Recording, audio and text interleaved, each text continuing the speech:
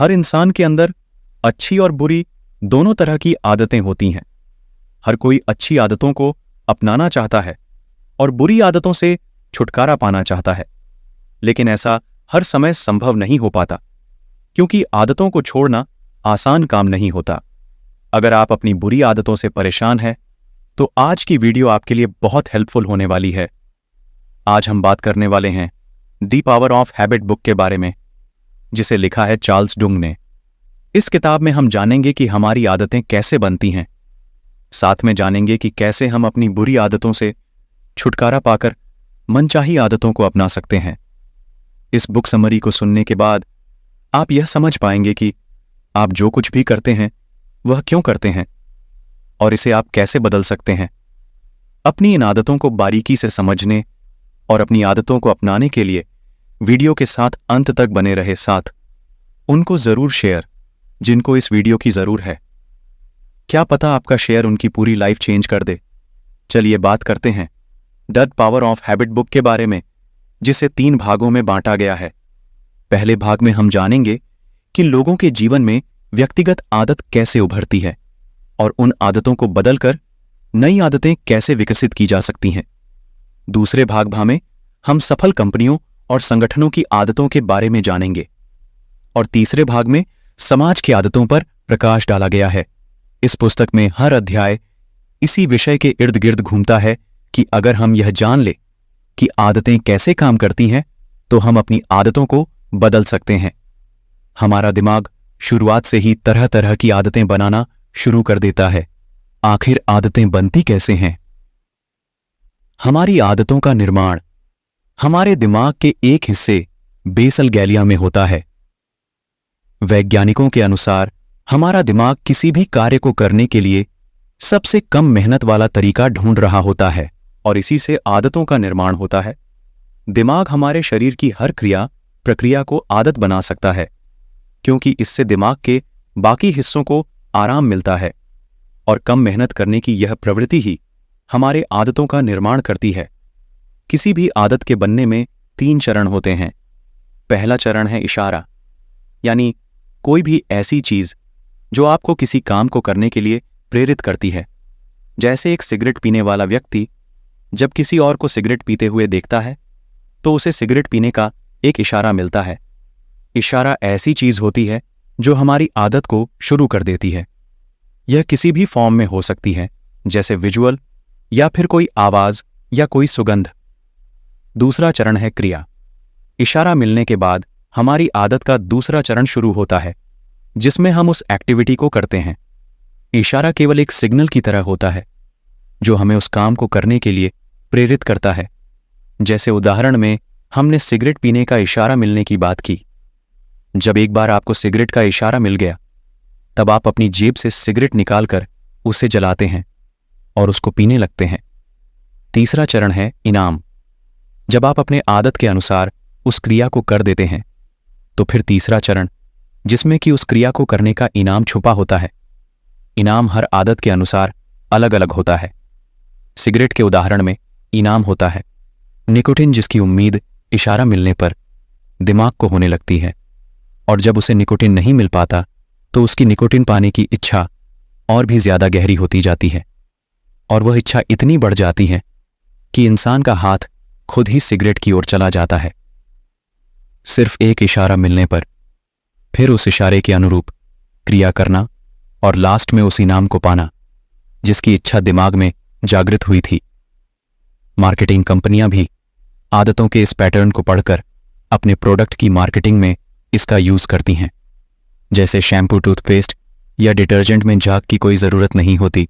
इनका सफाई से कोई लेना देना नहीं होता, लेकिन फिर भी इनको झाग देने वाला बनाया जाता है, क्योंकि जब कोई इंसान इसका यूज करता है तो वह झाग पैदा होने की उम्मीद करता है, क्योंकि झाग से उसको अच्छा अनुभव होता है, और जब उसको अच्छा अनुभव होने की इच्छा पैदा होती है तो वह आदत की इस क्रिया को दोहराता है, जिससे वह रोज टूथपेस्ट यूज करेगा या अपने बालों को शैम्पू करेगा।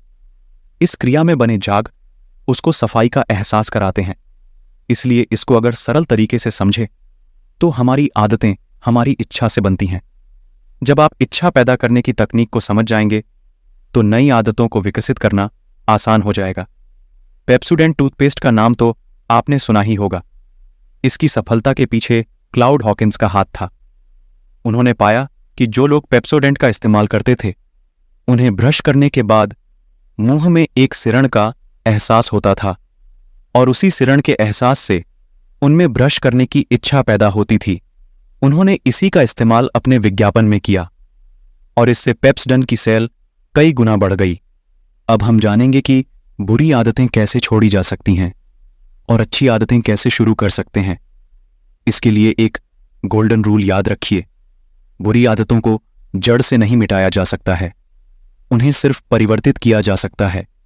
यह रूल इस तरह से काम करता है कि पुराने इशारे का इस्तेमाल करना जारी रखें और इनाम भी वैसा के वैसा ही रखें।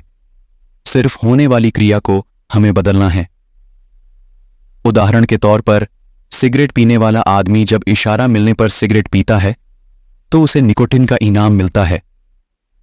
यहां पर सिगरेट पीने की क्रिया को किसी और चीज से बदल सकते हैं, जैसे एक्सरसाइज, म्यूजिक या कुछ और। इस बार जब इशारा मिलेगा तब हमें अपनी क्रिया को बदलकर अपनी एक्सरसाइज की क्रिया को शुरू करना है। एक्सरसाइज करने से शरीर में डोपामाइन हार्मोन रिलीज होता है जिससे मूड अच्छा हो जाता है। तो इनाम भी वही रहा और इशारा भी। सिर्फ क्रिया को बदलकर एक बुरी आदत को अच्छी आदत में बदला जा सकता है। दोस्तों, हमारा दिमाग हमेशा इनाम चाहता है। अगर उसे हमारी नई आदत से इनाम ना मिले तो वह पुरानी आदत में दोबारा पड़ जाएगा। इसीलिए साथियों, अगर आपको भी कोई बुरी आदत छोड़नी है तो उसे एक नई और अच्छी आदत से बदल दीजिए जिसमें इच्छा और इनाम वैसे ही मिलते हों, जैसे dance, cooking, cycling, reading, gardening आदि आदतें केवल पर्सनल नहीं होती बल्कि एम्प्लॉय की बेसिक आदतों में परिवर्तन करके अच्छी ऑर्गेनाइजेशनल हैबिट्स बनाई जा सकती हैं और इससे प्रोडक्शन या सर्विसेज को बेहतर बनाया जा सकता है। पॉल नेल, जो नए एल्यूमिनियम कंपनी ऑफ अमेरिका के सीईओ बने थे, वे जानते थे कि आप किसी को सीधे तौर पर बदलने को कहेंगे तो वो आपकी बात कभी नहीं मानेंगे। उन्हें विश्वास था कि कुछ आदतों में ऐसी शक्ति होती है जो परिवर्तन का एक पूरा दौर शुरू कर सकती हैं। ऐसी ही एक सफल कंपनी की गाथा है स्टारबक्स की। स्टारबक्स एक ऐसी सफल कंपनी है जिसने अपने कर्मचारियों में व्हील पावर को ही आदत बना दिया। इसके लिए कंपनी ने लाखों डॉलर खर्च करके बेहतरीन ट्रेनिंग प्रोग्राम बनाए। कंपनी ने कर्मचारियों को अपनी व्यक्तिगत परेशानियों से उभरकर अपने इमोशंस को कंट्रोल करना सिखाया। इसके साथ ही कस्टमर डिमांड्स को समझकर अपने काम में फोकस करना सिखाया। इसका परिणाम यह हुआ कि स्टारबक्स न सिर्फ कॉफी के लिए फेमस है बल्कि वहां पर मिलने वाले अच्छे कस्टमर सर्विस के लिए भी सेल्फ डिसिप्लिन की यह ट्रेनिंग स्टारबक्स की सफलता का एक बहुत बड़ा कारण है। स्टारबक्स की सफलता से हम यह सीख सकते हैं कि हमें भी खुद की विल पावर को स्ट्रांग बनाने के लिए काम करना चाहिए और सेल्फ डिसिप्लिन को खुद पर लागू करना चाहिए। हमारी बुनियादी छोटी छोटी आदतों को सुधारने का यह काम तुरंत तो हमें बेनिफिट नहीं देगा बट लॉन्ग टर्म में हमारे लिए बहुत फायदेमंद होगा। अब बात करते हैं सामाजिक आदतों के बारे में। सामाजिक आदतें हमारे कई सारे व्यवहारों का एक समूह होता है जो कि हजारों लोग रोज बिना सोचे समझे करते हैं। जैसे जब हमसे कोई दोस्त या परिचित मदद मांगता है तब हम उसकी मदद करने के लिए तैयार हो जाते हैं। वही किसी अनजान व्यक्ति की मदद के लिए हम आसानी से निर्णय नहीं ले पाते हैं। दोस्त की मदद करना हमारी दोस्ती और संग की आदत है। सामाजिक आदतों पर आसानी से ध्यान नहीं जाता पर इनमें दुनिया को बदलने की शक्ति है। सामाजिक आदतों के कारण ही एक छोटी सी पहल भी एक आंदोलन में तब्दील हो जाती है, क्योंकि अधिकतर आंदोलन में 3 चरण नजर आते हैं। सबसे पहले आंदोलनकर्ता के करीबी और परिचित दोस्ती और संबंधों की आदतों के कारण आंदोलन में शामिल होते हैं। फिर आती है समुदाय की आदतें। एक व्यक्ति धार्मिक, नीतिक या फिर अन्य कई समुदायों का हिस्सा होता है और उन समुदायों में आपस में संबंध कमजोर ना हो, इसलिए सामाजिक दबाव के चलते वे सब लोग आंदोलन के सपोर्ट में आते हैं। फिर आता है तीसरा चरण आंदोलन में। लीडर्स इसमें शामिल होने वाले सभी लोगों के अंदर नई आदतें विकसित करते हैं। वह उनके अंदर अपनी खुद की पहचान को लेकर एक भावना पैदा करते हैं और उनमें आंदोलन के स्वामित्व का एक भाव आ जाता है।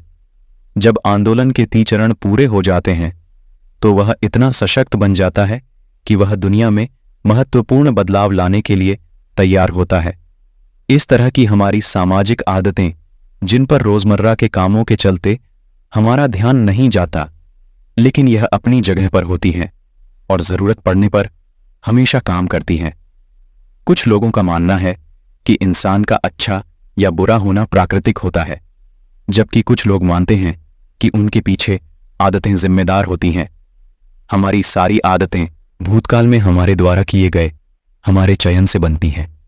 प्रिया नाम की एक महिला, जो अपने कॉलेज के दिनों में अपनी खूबसूरती के लिए काफी मशहूर थी और उसके फ्रेंड्स उसको मॉडल समझते थे, किंतु शादी के बाद वह सिर्फ एक गृहिणी बनकर रह गई।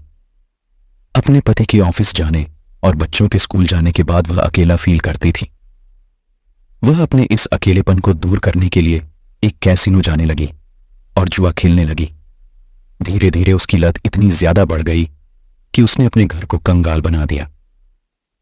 वह चाहती तो अपने खाली समय का सदुपयोग करने और खुद की प्रतिभा को दिखाने के लिए किसी और आदत का चुनाव कर सकती थी, और तब परिणाम कुछ और होते।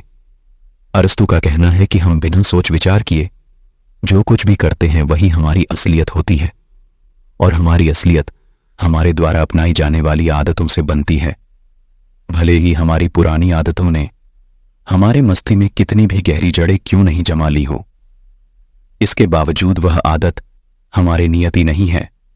हम स्वयं अपनी आदतों का चुनाव कर सकते हैं और इसका तरीका बहुत आसान है। आदतों के 3 चरणों से इशारे और इनाम वाले चरण को वैसा ही रखकर और क्रिया वाले चरण को बदलकर हम अपनी किसी भी आदत को परिवर्तित करके मनचाहे परिणाम पा सकते हैं। दोस्तों, आपकी भी कोई ऐसी आदत हो जिससे आपको अपने दोस्तों और रिश्तेदारों के सामने शर्मिंदगी महसूस करनी पड़ती है और आप उस आदत से छुटकारा पाना चाहते हैं, तो आप भी इशारा, क्रिया और इनाम के 3 चरणों वाली इस आदत के फंदे को समझकर बुरी आदत को एक अच्छी आदत में परिवर्तित कर लीजिए।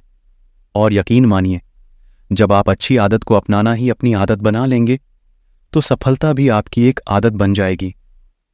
हमें कमेंट करके जरूर बताएं कि आपकी आदत आपने किस तरह से परिवर्तित की, ताकि दूसरे लोगों को भी इंस्पिरेशन मिले।